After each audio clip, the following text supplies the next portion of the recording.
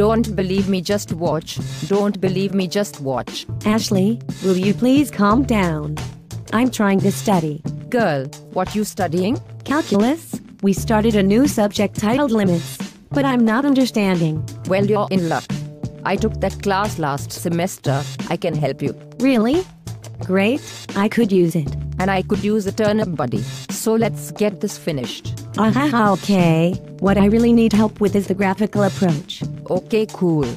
Well, let me first describe what a limit is. A limit is a functional value that is approaching and close to a single real number, for example k, whenever x is close, but not equal to, let's say c, on either side of c. Okay, I kind of understand. So I'm basically supposed to analyze the graph as it approaches the function value but not directly at the function value. Exactly. For example, if you're driving to Orlando, you would be more concerned about the weather as you're approaching Orlando compared to the weather actually in Orlando. True. I hate driving in the rain. Right. So when it comes to limits, the first step you should always make is analyzing the function.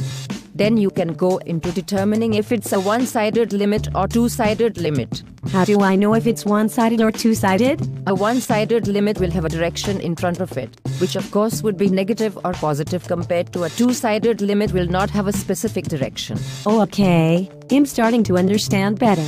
Good.